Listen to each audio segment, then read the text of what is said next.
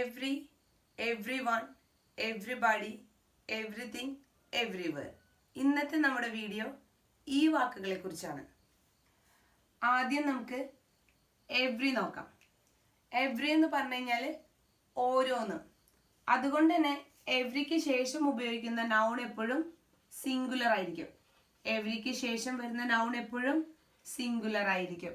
കാരണം ഒരു ഗ്രൂപ്പിലെ ഓരോ ഇൻഡിവിജ്വൽ ഐറ്റത്തിനും എംഫസിസ് കൊടുക്കുന്നതുകൊണ്ടാണ് നമ്മൾ സിംഗുലർ ഉപയോഗിക്കുന്നത്. ഉദാഹരണം പറയുകയാണെങ്കിൽ every student in the class. Every student in the class. ക്ലാസ്സിലെ ഓരോ കുട്ടികളും. Every mango in the tree. Every mango in the tree. ആ ട്രീയിലെ ഓരോ മാങ്ങയും. Every mango in the tree. അതാണ് ഞാൻ പറഞ്ഞത്, എവ്രിക്ക് ശേഷം നമ്മൾ സിംഗുലർ നൗൺ ആയിരിക്കും യൂസ് ചെയ്യുന്നത്. Singular noun. ഞാനിവിടെ നൗൺ എന്ന് കൂടി എഴുതുന്നുണ്ട്. Singular noun. സ്റ്റുഡൻറ് എന്നത് നൗൺ ആണ്. മാംഗോ എന്നത് നൗൺ ആണ്. അപ്പോൾ എവ്രിക്ക് ശേഷം വരുന്ന നൗൺ എപ്പോഴും സിംഗുലർ ആയിരിക്കും. കംപ്ലീറ്റ് ആയിട്ടുള്ള എക്സാമ്പിൾസ് പറയാം. ആദ്യത്തെ എക്സാമ്പിൾ നോക്കാം. Every shop in the street is same. Every shop in the street is same. ആ സ്ട്രീറ്റിലെ ഓരോ ഷോപ്പും ഒരേപോലെയാണ് കാണാൻ അല്ലേ. ഇവിടെ എവ്രി ആണ് യൂസ് ചെയ്തിരിക്കുന്നത്. എവ്രിക്ക് ശേഷം വന്നിരിക്കുന്ന നൗൺ സിംഗുലർ ആണ്. അതുകൊണ്ട് തന്നെ ഫോളോ ചെയ്തിരിക്കുന്ന വെർബും സിംഗുലർ ആണ്. എവ്രി എന്ന് പറയുമ്പോൾ ആ സ്ട്രീറ്റിലെ ഓരോ ഷോപ്പിനുമാണ് ഇമ്പോർട്ടൻസ് കൊടുത്തിരിക്കുന്നത്. അതുകൊണ്ട് every shop in the street is same. മറ്റൊരു എക്സാമ്പിൾ നോക്കാം. Every student in the class passed the exam. Every student in the class passed the exam. എവ്രിക്ക് ശേഷം സിംഗുലർ നൗൺ ആണ് യൂസ് ചെയ്തിരിക്കുന്നത്. ആ ക്ലാസ്സിലെ ഓരോ കുട്ടികളും അല്ലെ, ആ ക്ലാസ്സിലെ ഓരോ കുട്ടികളും പാസ്സായിട്ടുണ്ട്, വിജയിച്ചിട്ടുണ്ട്. Every student in the class passed the exam. അപ്പോൾ എവ്രി എന്ന വേർഡ് ക്ലിയർ ആയി എന്ന് വിചാരിക്കുന്നു. അടുത്തത് നോക്കാം. അടുത്ത വേർഡ്സ് നോക്കിയേ. Everybody, everyone.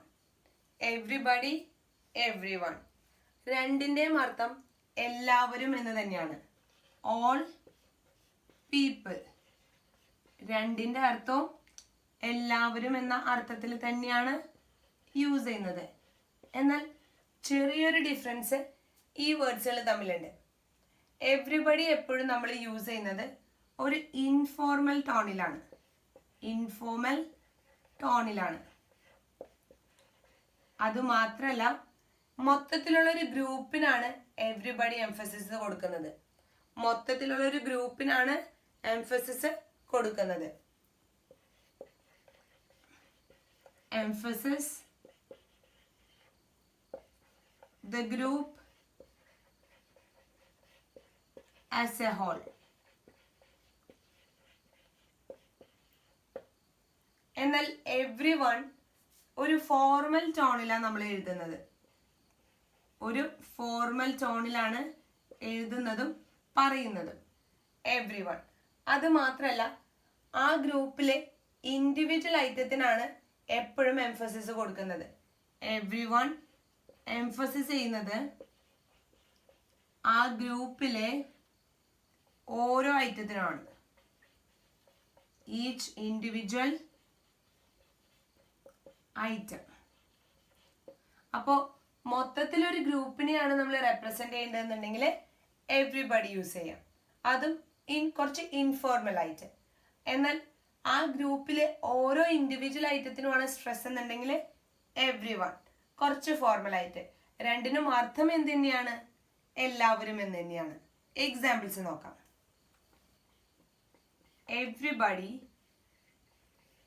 Everybody loves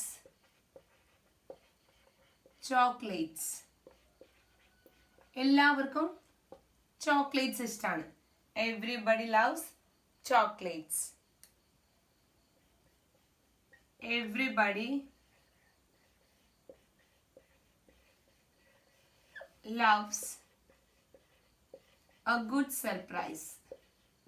Good surprise. എല്ലാവർക്കും അല്ലേ? ഗുഡ് എന്ന് തന്നെ ഒന്നുമില്ല, സർപ്രൈസ് എന്ന് കേട്ടാൽ മതി, എല്ലാവർക്കും ഇഷ്ടമാണ്. അടുത്ത example. Everyone needs good friends.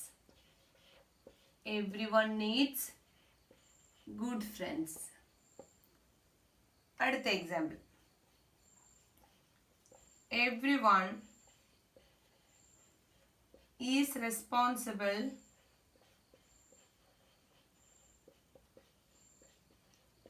for their own actions. Their own actions. ഓരോരുത്തരുടെ ആക്ഷൻസിന്റെയും ഉത്തരവാദിത്തം ആർക്ക് തന്നെയാണ്? അവർക്ക് തന്നെയാണ്. ആക്ഷൻസ് എന്ന് പറഞ്ഞു കഴിഞ്ഞാൽ ഓരോരുത്തർ ചെയ്യുന്ന പ്രവൃത്തിയുടെയും ഉത്തരവാദിത്തം അവരവർക്ക് തന്നെയാണ്. Everyone is responsible for their own actions. ഇവിടെയൊക്കെ എവ്രിബഡി എവ്രിവൺ വെച്ചിട്ടുള്ള എക്സാമ്പിൾസ് ആണ് പറഞ്ഞിരിക്കുന്നത്. ഇന്നത്തെ കാലത്ത് സംസാരിക്കുമ്പോൾ ഇത്തരം ഡിഫറൻസസിനൊന്നും ഇമ്പോർട്ടൻസ് ഇല്ല. എന്നാൽ ഫോർമൽ ആയിട്ടുള്ള ഒരു കാര്യം എഴുതുമ്പോൾ ഇത്തരം ഡിഫറൻസസ് ഒക്കെ നമുക്ക് മൈൻഡിൽ ഒന്ന് കീപ്പ് ചെയ്യാം. അടുത്ത പോയിന്റ്. അടുത്തത് എവ്രിവെയർ. വേറെ കാണുമ്പോൾ തന്നെ അറിയാം പ്ലേസ് ആണ്. എല്ലായിടത്തു നിന്നുള്ള അർത്ഥത്തിലാണ് എവ്രിവെയർ യൂസ് ചെയ്യുന്നത്. To all places. To all places. എല്ലായിടത്തും എന്നുള്ള ഒരു അർത്ഥത്തിലാണ് നമ്മൾ എന്ത് ഉപയോഗിക്കുന്നത്? എവ്രിവെയർ യൂസ് ചെയ്യുന്നത്. എക്സാമ്പിൾസ് നോക്കാം. The Wi-Fi signal is weak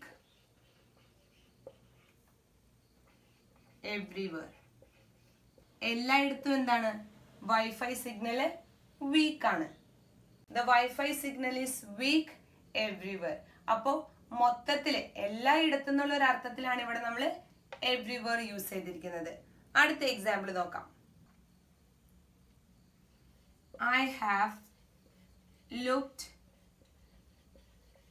everywhere for my keys. I have looked everywhere for my keys. ഞാൻ എൻ്റെ കീ എല്ലായിടത്തും അന്വേഷിച്ചു അല്ലെ? I have looked everywhere for my key. എൻ്റെ കീ കിട്ടാൻ വേണ്ടിയിട്ട് ഞാൻ എന്ത് ചെയ്യണം? എല്ലായിടത്തും അന്വേഷിച്ചു അല്ലെങ്കിൽ നോക്കി. So I have looked everywhere for my keys. അപ്പൊ എവ്രിവെയർ നമ്മൾ ഉപയോഗിക്കുന്നത് എല്ലായിടത്തും എന്നുള്ള അർത്ഥം കിട്ടാൻ വേണ്ടിയിട്ടാണ്. അടുത്തത് നോക്കാം. ലാസ്റ്റ് വൺ ആണ് എവ്രിതിങ്. എവ്രിതിങ് എന്ന് പറഞ്ഞിട്ടുണ്ടെങ്കിൽ ഓൾ തിങ്സ് എന്നാണ്. എല്ലാം എന്ന അർത്ഥത്തിലാണ് നമ്മൾ എവ്രിതിങ് ഉപയോഗിക്കുന്നത്. ഇവിടെ സിറ്റുവേഷനെയും നമുക്ക് എന്തിൽ ഉൾപ്പെടുത്താം? ഈ തിങ്സിൽ ഉൾപ്പെടുത്താം. എല്ലാ സിറ്റുവേഷൻ എന്ന് പറയുമ്പോഴും നമുക്ക് എവ്രിതിങ് ഉപയോഗിക്കാം. എക്സാമ്പിൾസ് പറയുമ്പോൾ കുറച്ചുകൂടി ക്ലിയർ ആവും. നോക്കാം. First example. I know everything about my family. എൻ്റെ ഫാമിലിനെ കുറിച്ച് എല്ലാം എനിക്കറിയാം. I know everything about my family. അടുത്ത sentence. He knows everything about the earth. He knows everything about the earth. ഈ എർത്തിനെ കുറിച്ചുള്ള എല്ലാ കാര്യങ്ങളും അവൻ അറിയാം. He knows everything about the earth. അടുത്ത സെന്റൻസ് നോക്കാം. Everything